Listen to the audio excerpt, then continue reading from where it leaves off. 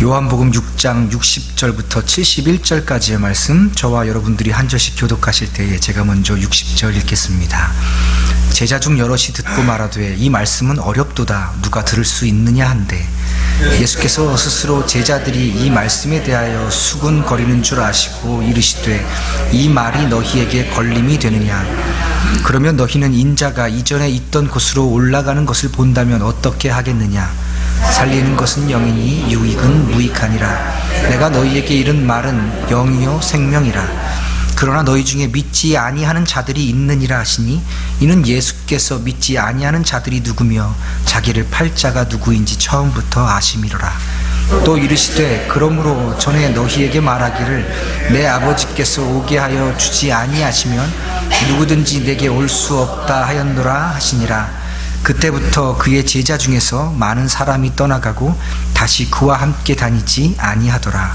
예수께서 12 제자에게 이르시되 너희도 가려느냐? 시몬 베드로가 대답하되 주여 영생의 말씀이 주께 있사오니 우리가 누구에게로 가오리이까?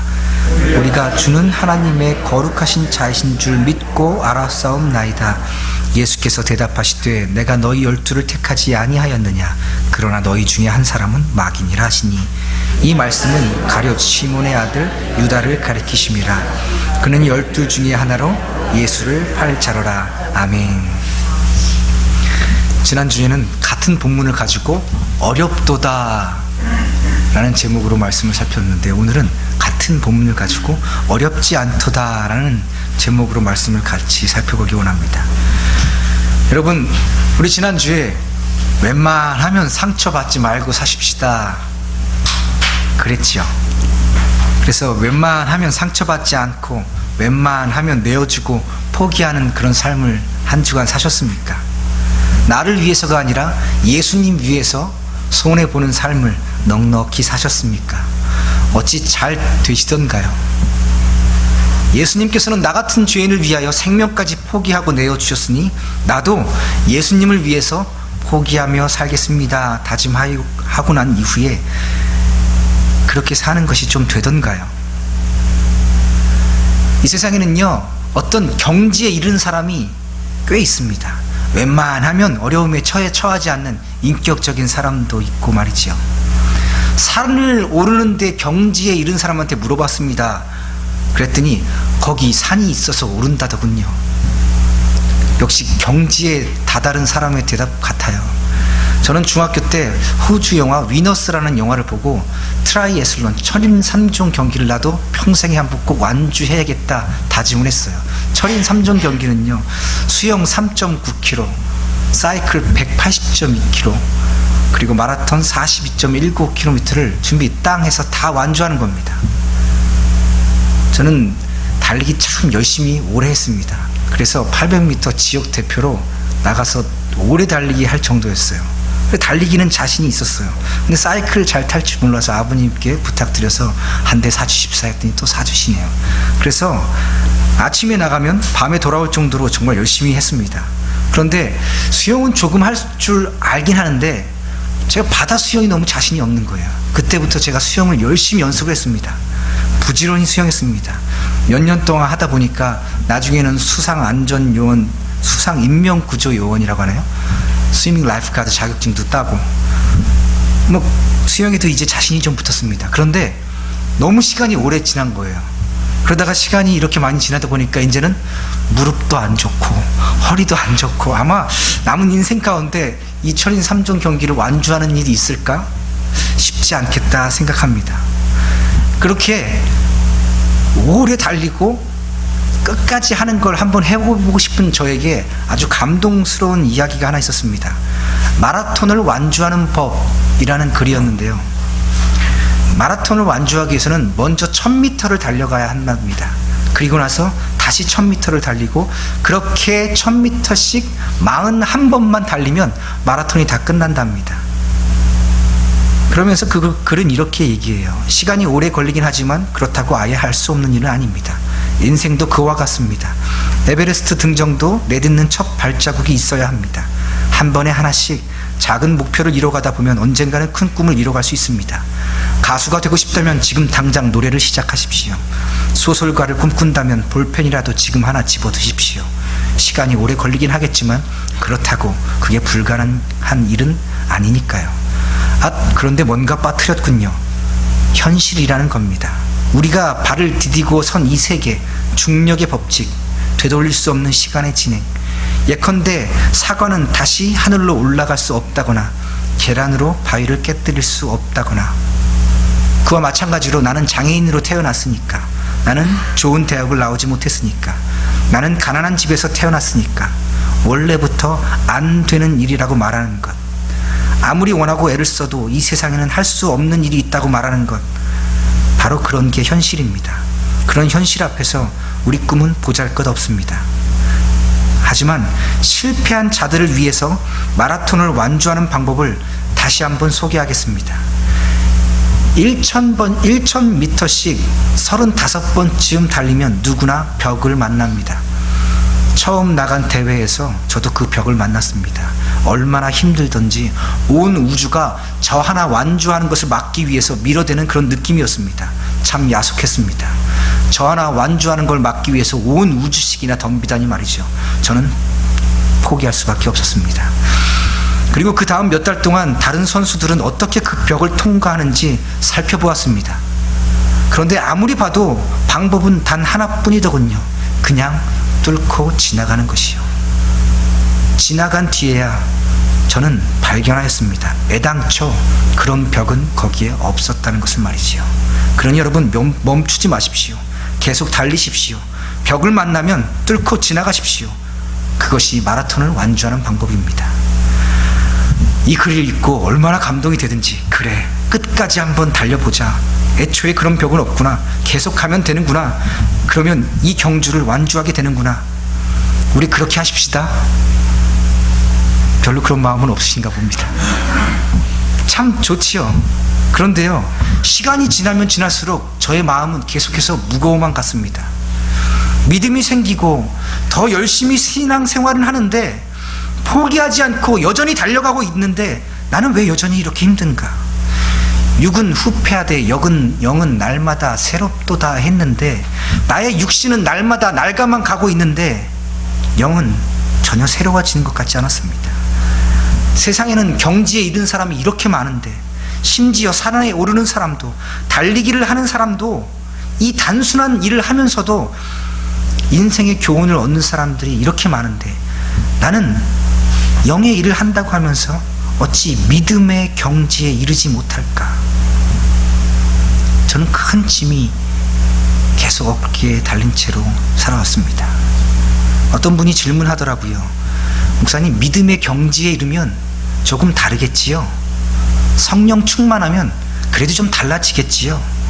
하나님 말씀을 가장 많이 기록한 사도 바울은 우리와는 조금 다르겠지요? 예, 아마도 많이 다를 겁니다. 어찌 우리와 바울을 감히 비교하겠습니까? 참 많이 다르지요. 믿음의 선진들은 참 우리들의 모습과 달랐습니다. 그런데요, 살아가면서 자꾸 안 되는 모습을 발견하고 성경에 되는 인물과 비교하니 저는 작아지기만 하더라고요.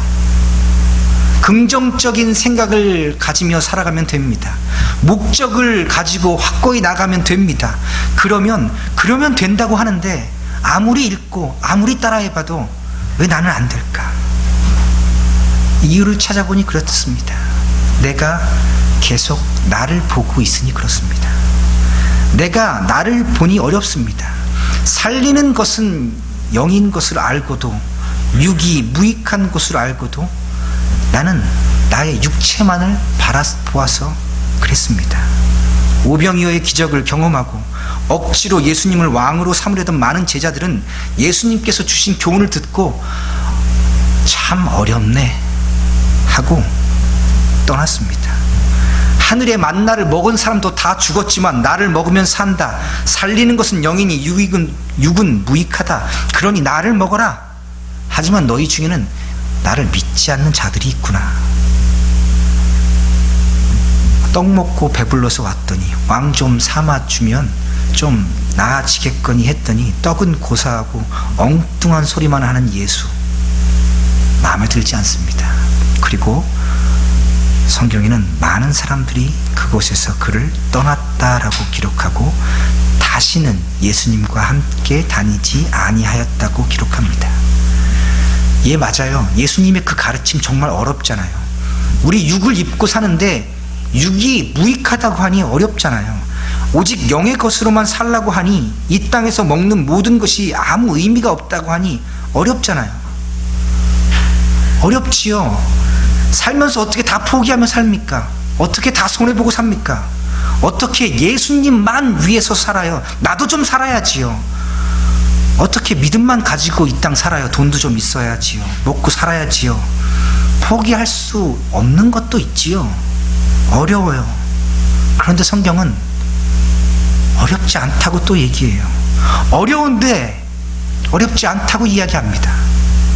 왜냐하면 그 어려운 것을 어렵지 않도록 하시는 것이 하나님의 뜻이기 때문입니다. 그것이 하나님의 약속이기 때문입니다.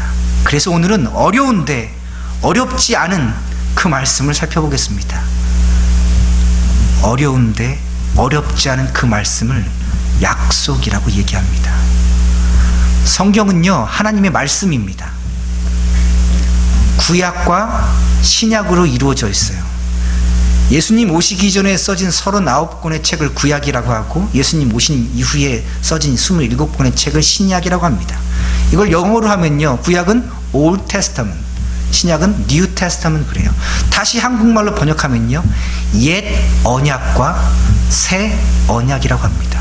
구약은 옛 언약이고 신약은 새 언약입니다.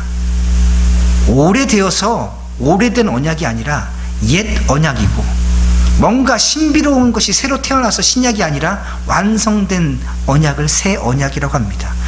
성경은 뭐와 뭐로 이루어졌다고요? 구약과 신약. 뭐가 공통점이에요? 약. 무슨 약자일까요? 약속하는 그 약속이에요. 언약할 때 약속. 성경을 다른 말로 하나님의 약속, 하나님의 언약이라고 부르는 겁니다. 옛 언약이래요. 아담에게 처음 에덴 동산을 쫓아내시면서 하나님께서 가죽옷을 입히시면서 내가 너를 끝까지 지켜주겠노라. 그것을 우리는 원시 언약이라고 하고요. 노아와 그 후손들에게 하늘의 무지개를 띄워주시면서 다시는 내가 온 세상을 물로서는 심판하지 않겠노라. 무지개 언약이라고. 그리고 아브라함에게 너를 통해서 온 세상에 복을 주겠노라 하고 복에 관한 언약을 주셨습니다. 모세에게 주신 율법, 그것이 언약이었고요. 다윗에게는 영원한 위를 주시겠다는 언약을 주셨습니다. 구약의 모든 말씀은요, 하나님께서 주신 약속입니다. 그 언약이 신약 때에 예수님을 통해서 완성이 됩니다. 이전에 없었던 것이 새로 생기는 것이 아니라, 오래 낡은 것이 새 것으로 바뀐 것이 아니라 그 옛 언약이 눈에 보이는 것으로 성취되어서 완성된 새 언약이 된 것입니다. 다시요, 성경은 옛 언약으로부터 시작하여서 완성된 새 언약으로 끝납니다. 그 언약, 하나님의 약속이 바로 예수 그리스도입니다. 성경은 예수님에 관해서 쓴 책입니다. 구약은 오실 예수님, 신약은 오신 예수님, 그리고 다시 오실 예수님에 관한 말씀이에요. 그런데 하나님께서 하신 약속을 살펴보려면 하나님께서 처음부터 어떤 뜻을 가지고 그 약속을 하셨는가를 살펴보아야 돼요. 하나님의 언약, 하나님의 약속의 뜻을 살피려면 하나님께서 왜, 무엇을 위해서 약속을 하셨는가라는 하나님의 뜻을 먼저 살펴보아야 돼요. 하나님의 뜻은 뭐라고 했습니까? 죽이는 거예요? 살리는 거예요? 살리는 것이라 했습니다. 죽이지 않고 영원히 살리는 것이에요. 죄로 인하여 죽게 된 첫 아담의 모든 후손이 다시 살고 죽지 않도록 만드는 것이 하나님의 뜻입니다. 그래서 옛 약속, 구약을 주셨고 그 약속의 완성이신 새 약속, 신약인 예수님을 주신 겁니다. 그런데 옛 언약을 완성하신 지금 새 언약의 주인공이신 예수님이 살리는 교훈을 주고 있는데 사람들은 어떻게 하고 있어요? 다 떠나고 있습니다. 다시는 돌아오지 않습니다. 다 떠났어요. 그리고 이제 얼마 남지 않았습니다. 예수님께서 남은 자들에게 물어봐요. 6장 67절의 말씀입니다. 요한복음. 예수께서 12 제자에게 이르시되 너희도 가려느냐? 너희도 갈래? 물어보니까 수석 제자 베드로가 급히 앞으로 나서지요. 요한복음 6장 68절 69절에 보니 영생의 말씀이 주께 있사온데 우리가 누구에게로 가겠습니까? 우리가 주는 하나님의 거룩하신 자인 줄 믿고 압니다. 그런데 이렇게 믿음을 선물로 받고 믿고 깨달아서 알아서 이렇게 고백한 그 베드로의 삶이요, 그 이후 베드로의 삶은 어땠을까요? 마태복음 10장 33절은 이렇게 얘기합니다. 누구든지 사람 앞에서 나를 부인하면 나도 하늘에 계신 내 아버지 앞에서 그를 부인하리라. 그런데 베드로는요, 이 말씀을 직접 받았지만 예수님 다 버려두고 예수님 부인했습니다. 예수님 처음 쫓을 때는 삶의 모든 것 다 버리고 쫓았지만 결정적인 순간에 예수님을 부인합니다. 누구든지 사람 앞에서 나를 부인하면 나도 하늘에 계신 내 아버지 앞에서 그를 부인할 것이다. 그거 두렵지 않았어요. 그래서 예수님을 부인합니다. 사람 앞에서 부인합니다. 3번이나 말이죠. 결국 최종적으로 베드로는 예루살렘 교회의 수장이 되어서 수만을 다스리는, 말씀을 전하는 자가 되었어요. 그런데 주는 하나님의 거룩하신 자인 줄 믿고 압니다, 입으로 고백한 베드로가 한 일이라고 말하기에 너무 부끄럽잖아요. 사람 앞에서 예수님 모른다고까지 할 정도니까요. 자, 다시 요한복음으로 돌아와서 예수님과 베드로의 대화를 봅니다. 6장 70절 71절은 예수께서 대답하시되 너희 12를 내가 너희 12를 택하지 아니하였느냐? 그러나 너희 중에 한 사람은 마귀니라 하시니 이 말씀은 가룟 시몬의 아들 유다를 가리키심이라. 그는 12 중에 하나로 예수를 팔자로라. 지금 예수님하고 베드로하고 대화를 하고 있어요. 그런데 베드로가 주는 하나님의 거룩한 자이십니다 라고 고백하는데 예수님께서 내가 12를 택했으나 하나는 마귀다. 뜬금없는 이야기잖아요. 좀 대화가 어렵습니다. 그런데 여기에 하나님의 약속이 담겨 있습니다. 하나님의 약속인 언약이 담겨 있습니다. 먼저는 하나님께서 택하셨다는 겁니다. 다른 사람들은 어렵다 하고 다 떠났는데 지금 그 12는 거기에 남아있게 하신 거예요. 이유는 하나님께서 그들을 택하였기에 그들이 거기에 남아있게 하셨다는 겁니다. 여러분, 오직 끝까지 버티고 남은 자들만 구원을 얻을 수 있다고 성경은 이야기합니다. 우리는 끝까지 남게 될 것입니다. 왜냐하면 그분이 우리를 끝까지 남게 하시도록 뜻을 미리 정하셨기 때문입니다. 그리고 나서는 나중에 잘했다고 칭찬할 거예요. 그러니 우리는 이 믿음의 경주를 끝까지 가게 될 것입니다. 그리고 그 다음으로는요, 하나님께서 선택한 것에 2가지가 있다는 거예요. 12를 남게 하셨는데 11은 끝까지 남게 되어서 복을 받고 칭찬을 받도록 택하셨고, 다른 하나는 저주를 받도록 택하셨다는 겁니다. 어떤 사람은 죄에 그냥 내버려 두어서 그 죄 때문에 죽도록 유기해 버리신다는 뜻입니다. 예수님께서 제자들의 발을 씻기실 때 요한복음 13장 2절은요, 마귀가 벌써 시몬의 아들 가룟 유다의 마음에 예수를 팔려는 생각을 넣었더라. 언제 마귀가 예수를 팔려는 생각을 넣은 것에 대해서는 성경이 기록하고 있지 않기 때문에 알지 못해요. 그런데 아직 그런 일들이 일어나기 전에 예수님께서는 그가 이미 어떤 자임을 알고 계셨다라고 얘기합니다. 4가지 사실을 좀 살펴보면요, 예수님께서는 십자가에 못 박혀서 죽으려고 이 땅에 오셨어요. 그러니 누군가는 예수를 십자가에 못 박아야만 했습니다. 그런데 가룟 유다가 그 일에 사용함을 받았어요. 그에 대해서 예수님께서 말씀하십니다. 이는 차라리 나지 아니하였으면 좋았을 것이다. 여러분, 심판의 도구로 사용되는 인생은요, 참 불쌍한 인생입니다. 심판과 관련되어서요, 가장 마음이 강팍해지고 또 강팍해진 사람이 성경에 있는데 바로 애굽 왕 바로입니다. 그런데 그 일에 대해서 훗날 뭐라고 기록하고 있냐면요, 하나님께서 바로의 마음을 강팍하게 하셨다. 그리고 나서는 그 강팍한 마음에 대해서 하나님께서 심판해 버리셨습니다. 그의 첫 아들을 죽이셨습니다. 그리고 그의 모여든 군대를 물에 빠져 죽게 하셨습니다. 점점 강팍해지는 마음은요, 하나님의 심판에 대한 예정입니다. 예고입니다. 세 번째로는 예수님의 제자 중에 12은 택함을 받았으나 하나는 무엇으로 택해졌다고요? 마귀로 택해졌다고요. 우리가 참 알 수 없어요. 누구는 이렇게, 누구는 저렇게, 왜 그럴까? 참 이해할 수 없는 말 중에 성경에 쌍둥이가 태어나는데 하나님께서 그 복중의 아이들에게 이렇게 말씀하세요. 내가 야곱은 사랑하고 에서는 미워하였다. 누가 사랑받는지, 누가 미움받는지는 알 수 없는데 하나님께서 그렇게 결정하셨다는 겁니다. 어떤 이들은 살리기로 약속해 주셨고, 어떤 이들은 죽는 것에 그대로 내어버려 두시겠다고 약속하신 것입니다. 여러분, 지금 잘 따라오고 계시죠? 하나님께서 살리기로 약속하신 그 언약을 받은 모든 사람들은요, 다 하나같이 이렇게 고백해요. 주는 그리스도시요 하나님의 아들이십니다. 하나님의 영인 그 성령이 사람에게 들어와서 예수가 그리스도입니다 하는 것을 똑같이 고백하게 됩니다.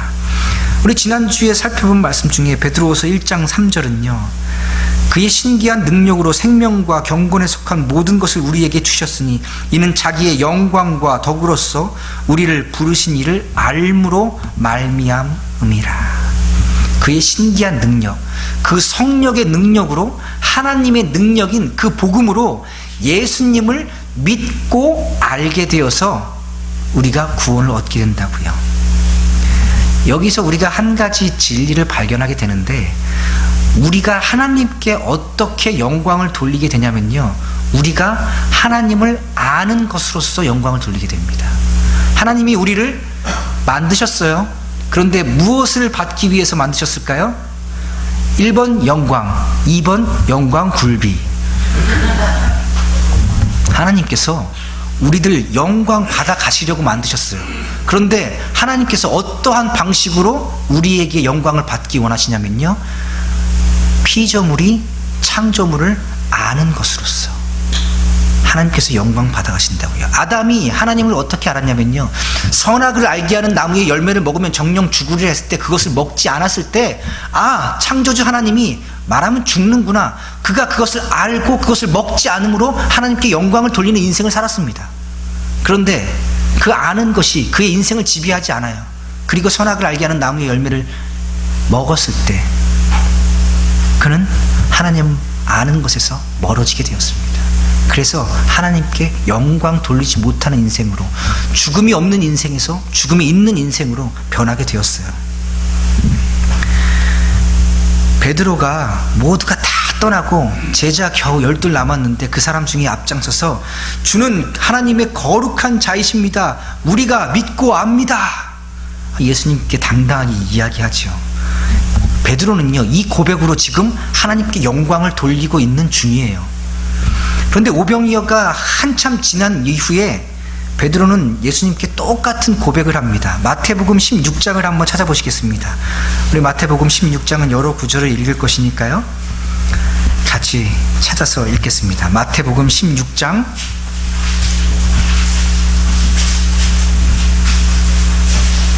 16절입니다. 마태복음 16장 16절 같이 읽습니다.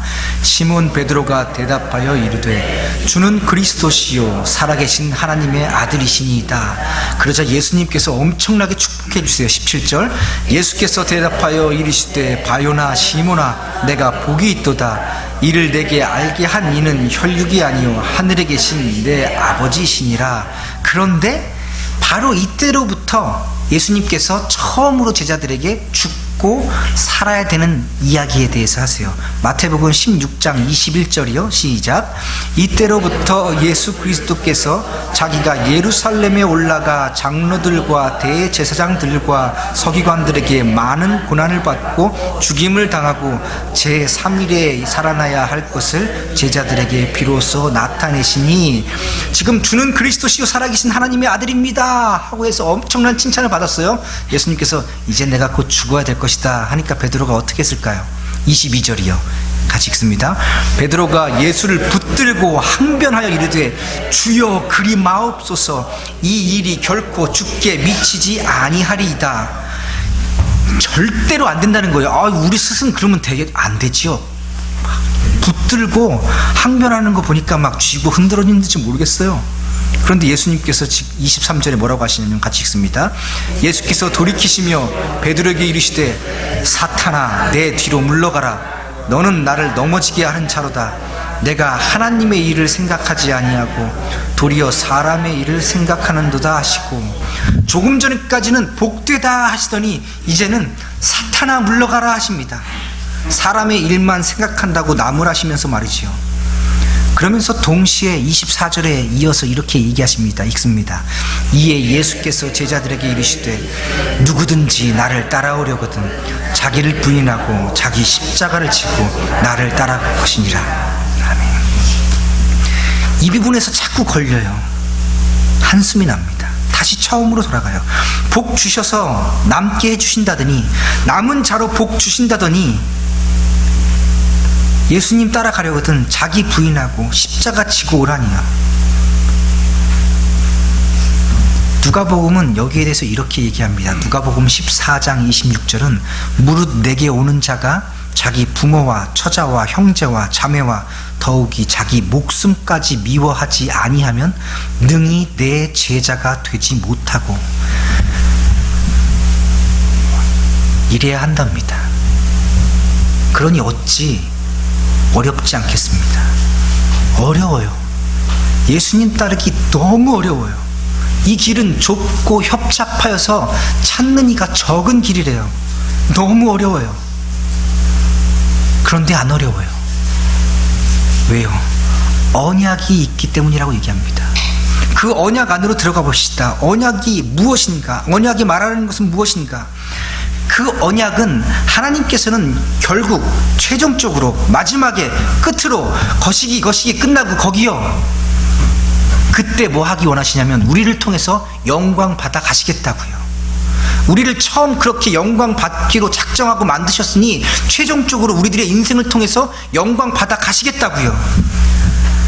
다시 요한복음으로 돌아가서 요한복음 6장 69절은 우리가 주는 하나님의 거룩하신 자인 줄 믿고 알았사옵나이다. 베드로가 이렇게 고백했지요. 이렇게 고백함으로, 알고 고백함으로 하나님께서는 그를 통해 영광 받아 가셨어요. 하나님께서는 베드로에게 이런 믿음을 먼저 주시고 이 믿음으로 말미암아 하나님을 알게 하심으로 하나님께서는 베드로를 통해서 영광을 받아 가셨습니다. 우리 인생은요, 하나님을 알아가는 과정입니다. 점점 더 하나님을 알아가고 그 하나님을 아는 것으로 점점 더 그분께 영광을 돌리게 되는 과정, 그것을 성경에서 인생이라고 얘기해요. 우리가 점점 더 거룩하여지는 과정을 성화, sanctification이라고 얘기해요. 우리를 점점 더 거룩하게 만드시겠다고 하나님께서 작정하셨어요. 그런데 여러분, 베드로만 이렇게 고백했을까요? 극적인 반전이 있습니다. 우리 한번 찾아보십시다. 마가복음 1장 24절이요. 베드로만 이 놀라운 고백을 했을까? 도대체 누가 이 똑같은 고백을 했을까 궁금하시지요? 마가복음 1장 24절입니다. 같이 읽습니다. 나사렛 예수여, 우리가 당신과 무슨 상관이 있나이까? 우리를 멸하러 왔나이까? 나는 당신이 누구인 줄 아노니 하나님의 거룩한 자니이다. 당신은 하나님의 거룩한 자입니다. 이거 지금 누구의 고백인 줄 아세요? 귀신, 마귀의 고백이에요. 그런데 그 베드로의 고백과 지금 이 귀신의 고백이 어때요? 똑같아요. 당신은 하나님의 거룩한 자입니다. 단어까지 똑같습니다. 한 구절 더 찾아보겠습니다. 마가복음 5장 7절 말씀입니다.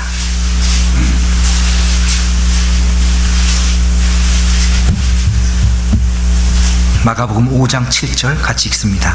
큰 소리로 부르짖어 이르되 지극히 높으신 하나님의 아들 예수여, 나와 당신이 무슨 상관이 있나이까? 원하건대 하나님 앞에서 맹세하고 나를 괴롭히지 마옵소서 하니. 큰 소리로 뭐라고요? 지극히 높으신 하나님의 아들 예수여, 주는 그리스도시요 살아계신 하나님의 아들입니다. 그것과 지금 똑같은 이야기를 누가 하고 있어요? 누가요? 더러운 귀신 들린 자가요. 더러운 귀신이 지금 베드로가 똑같은 고백을 하고 있는 거예요. 지극히 높으신 하나님의 아들 예수여. 좀 이상하지 않아요? 우리의 인생이 하나님을 알아가는 과정이고 결국에는 예수님이 하나님의 거룩한 자입니다. 예수님이 지극히 높으신 하나님의 아들이십니다. 이렇게 고백하게 만들기 위한 전 과정이 우리의 인생이라고 했는데, 그것이 우리의 인생의 최종적인 목적인데 귀신이 더 잘 알고 더 정확하게 고백해냅니다. 그런데 여기에 놀라운 비밀이 있습니다. 하나님께서는 이렇게 결정하셨어요. 귀신이 그 알을 통해서는 내가 영광을 받지 않겠노라. 그러나 베드로의 것은 내가 받겠노라. 이 말씀은 우리에게 이렇게 말씀하고 계신 거예요. 더 잘 아는 귀신의 것은 내가 나의 기쁨과 영광으로 받지 않을 것이다. 하지만 잘 알지 못하는 나의 자녀, 나의 아들들아, 나는 너를 통해서 기쁨과 영광을 받을 것이다. 이것이 하나님의 약속입니다. 스바냐 3장 17절은 이렇게 얘기합니다. 너의 하나님 여호와가 너희 가운데 계시니 그는 구원을 베푸실 전능자이시라. 그가 너로 말미암아 기쁨을 이기지 못하시며 너를 잠잠히 사랑하시며 너로 말미암아 즐거이 부르며 기뻐하시리라 하리라. 하나님께서 범죄한 이스라엘과 그 부끄러운 이스라엘과 함께 해주시겠다는 약속입니다. 이스라엘이 죽고 죽어가는 그 순간에도 하나님께서 그들과 함께 해주시겠다는 약속입니다. 그리고 결국에는 그들을 구원하시겠다는 겁니다. 그리고 가장 잘한 자가 받는 하나님 당신이라는 큰 상을 그들에게 베풀어 주시겠다는 약속입니다. 왜일까요? 왜 이런 약속을 해주셨을까요? 그가 너를 잠잠히 사랑하시며, 그 하나님께서 그저 이스라엘을 잠잠히 사랑하시기 때문입니다. 그 사랑이 그의 기쁨이었기 때문입니다. 베드로의 고백이나 귀신의 고백이나 똑같지만 하나님께서는 베드로의 고백은 받으시고 귀신의 고백은 받지 않기로 작정하셨습니다. 이것이 하나님의 뜻입니다. 그런데 우리가 우리들의 인생이 다 끝날 때쯤에, 달려갈 길 다 마칠 때쯤에 이 귀신의 고백보다는 조금 더 나은 고백을 할 수 있을까요? 정말 끝까지 우리가 인내할 수 있을까요? 고린도전서 13장 7절은 모든 것을 참으며 모든 것을 믿으며 모든 것을 바라며 모든 것을 견디느니라 그리 한다고 하였는데, 정말 우리가 이 경지에까지 이를 수 있을까요? 정말 졸지 않고 어느 때에 다시 오실지 모르는 신랑 되신 우리 예수를 우리가 정말 기다릴 수 있을까요? 네, 우리는 언제 다시 오실지 모르는 신랑 되신 예수를 우리가 기다리며 살아가고 있습니다. 성경은 우리에게 이렇게 얘기해요. 언제 다시 오실지 모르니 깨어 기도해라. 그리고 기름 준비한 슬기로운 처녀들처럼 그렇게 준비하라고 말이죠. 그런데 여기서요, 우리가 기억해야 될 것이 하나 있어요. 신랑을 기다리던 10 처녀들 중에서 기름을 준비한 슬기로운 5 처녀들이나 기름을 준비하지 못했던 어리석은 5 처녀들이나 똑같이 졸고 똑같이 잠들었다는 겁니다. 이것이 슬픈 우리들의 자화상입니다. 아무리 노력하고 애써도 육신이 약해서 졸고 잠들 수밖에 없는 우리들의 모습이요. 그런데요, 신랑 올 때 기름 준비한 5차녀는 혼인잔치에 들어가게 되었습니다. 왜요? 기름 때문에요? 아니요, 신랑이 신부를 맡기로 이미 작정하였기 때문입니다. 신랑 되신 예수님이 다시 오셔서 순결한 신부를 찾으실 때 우리들의 삶은 여전히 졸고 잠들 그런 모습일지라도 예수님이 우리의 구주십니다 하는 그 고백으로, 그 기름으로 우리는 혼인잔치에 들어가게 될 것입니다. 이미 이 기름이, 이 성령의 기름이 우리에게 부어졌습니다. 그래서 우리는 이 혼인잔치에 들어갈 것이 너무도 확실합니다. 다시요, 귀신은 같은 고백을 하고도 심지어 하나님을 두려워하는 지식의 근본을 가졌음에도 저 무적의 영으로 버림을 받습니다.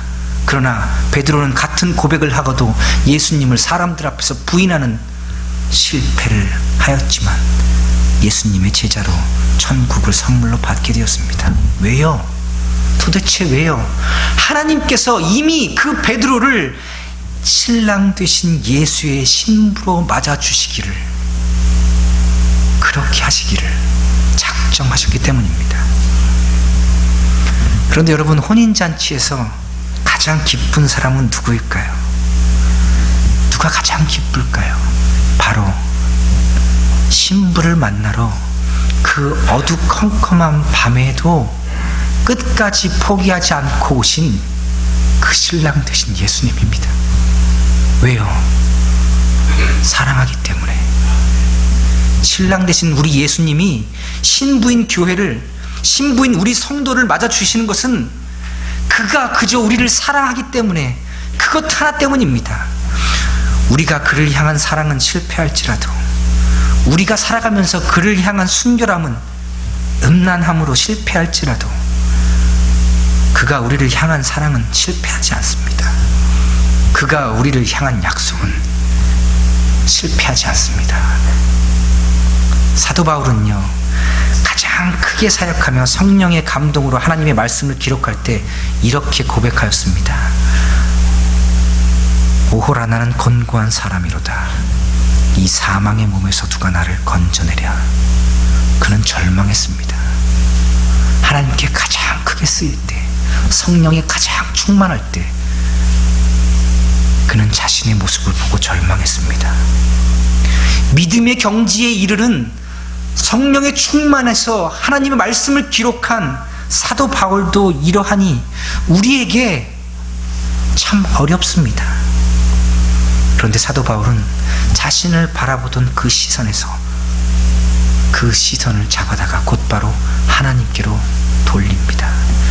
7장 끝에는 그런 깊은 절망으로 끝나는데 로마서 8장은요, 놀라운 복음으로 선포됩니다. 우리 찾아볼까요? 로마서 8장입니다.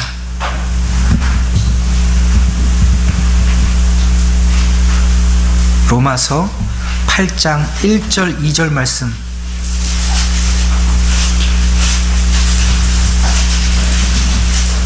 같이 읽습니다.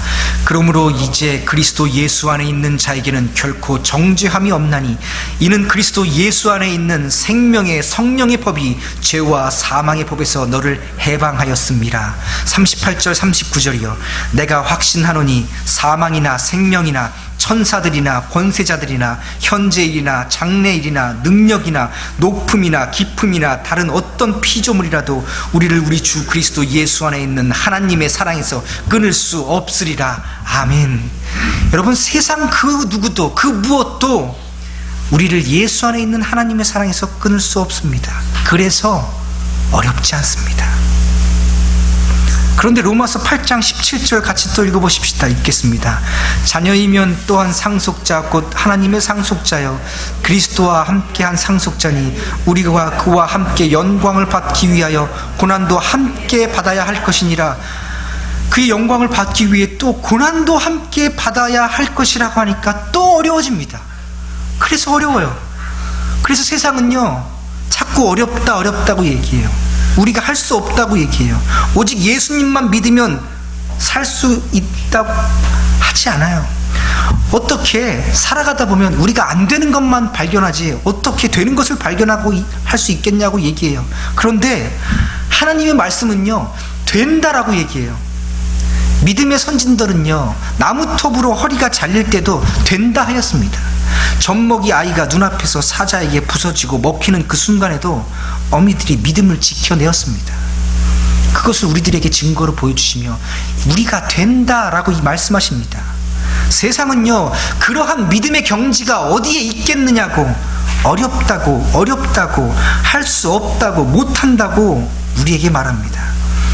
그러나 신명기 30장 11절과 14절은 이렇게 말씀합니다. 내가 오늘 내게 명령한 이 명령은 내게 어려운 것도 아니요 먼 것도 아니라 오직 그 말씀이 내게 매우 가까워서 내 입에 있으며 내 마음에 있은즉 내가 이를 행할 수 있느니라. 할 수 없다고요? 아니요, 할 수 있다고요. 말씀이 매우 가까워서 입에 있고 마음에 있으면 이를 할 수 있다고요. 그래서 어렵지 않습니다. 그런데 여러분, 성경은 이렇게 할 수 있다라고 끝없이 얘기하고 있는데 정말 내 인생에서 이게 가능할까요? 내가 살아가는 인생 가운데 이것이 이루어질 수 있을까요? 스가랴서 4장 6절을 한번 찾아보십시다. 성경에 있는 제목입니다. 스가랴 4장 6절.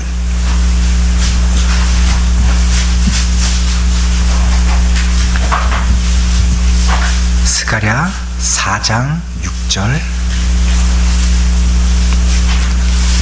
우리 같이 읽겠습니다. 그가 내게 대답하여 이르되 여호와께서 스룹바벨에게 하신 말씀이 이러하니라.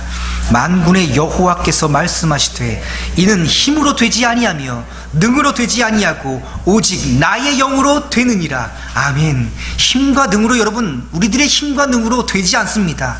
그것은 누가 하신다고요? 하나님의 영이 하십니다. 그러니 어렵지 않습니다. 하나님께서 하시기 때문에 그래서 가능합니다. 이사야서 62장 1절부터 5절까지의 말씀, 이사야서 62장 1절부터 5절까지의 말씀, 제가 일부분들만 읽어드립니다. 나는 시온의 의가 빛같이 예루살렘의 구원이 횃불같이 나타나도록 시온을 위하여 잠잠하지 아니하며 예루살렘을 위하여 쉬지 아니할 것인즉. 4절 하반절 말씀이에요. 이는 여호와께서 너를 기뻐하실 것이며 내 땅이 결혼한 것처럼 될 것임이라. 혹시 찾으신 분 5절 같이 읽겠습니다. 마치 청년이 처녀와 결혼함 같이 내 아들들이 너를 취하겠고 신랑이 신부를 기뻐함 같이 내 하나님이 너를 기뻐하시리라.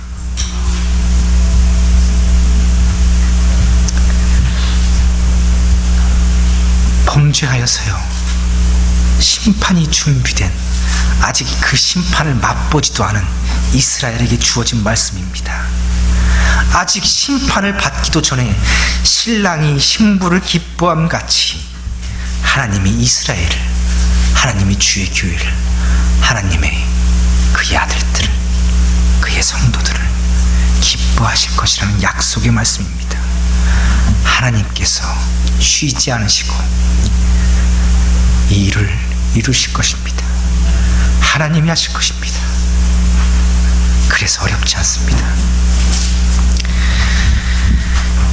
10여 년 만에 제 부모님께서 처음으로 저를 방문해 주셨습니다. 부모님과 지내면서 딱 하나가 제 마음속에 남습니다. 내가 가장 못났을 때도, 심지어 내가 부모님을 원망하고 미워했을 때도 아버지가 내 아버지가 아니었던 적이 한 번도 없었습니다. 내가 어머니의 아들인 것이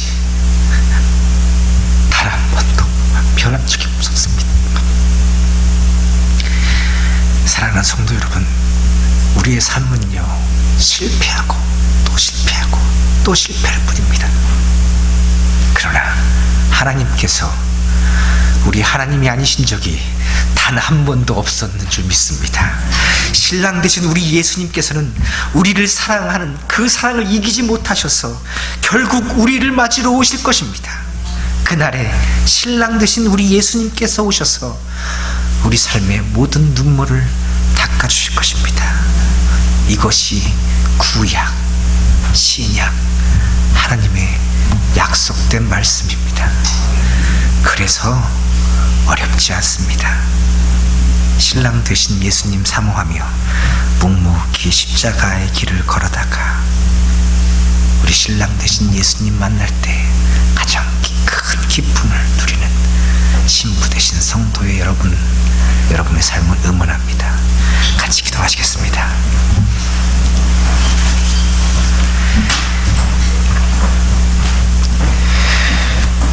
하나님께서 우리가 아직 죄인 되었을 때에 우리를 위하여 이 모든 것들을 준비해 주셔서 참 고맙습니다.